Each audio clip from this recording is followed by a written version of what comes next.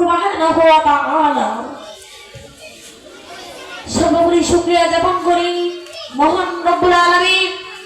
আল্লাহ সুবহানাহু ওয়া তাআলা দরবারে কালিমাতুশ শুকর আদায় করি যে মহান রব্বুল আলামিন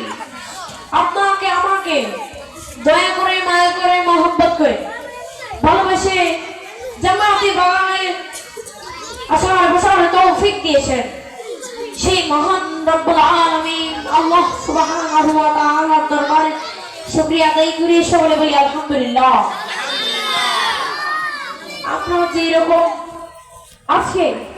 এই ওয়াজ মাহফিল করি দুনিয়ার মধ্যে এরকম ওয়াজ মাহফিল করি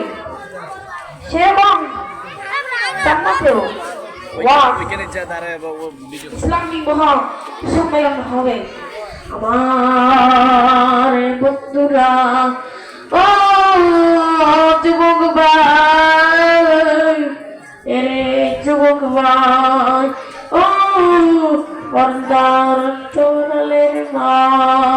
আমার আল্লাহ রাব্বুল আলামিন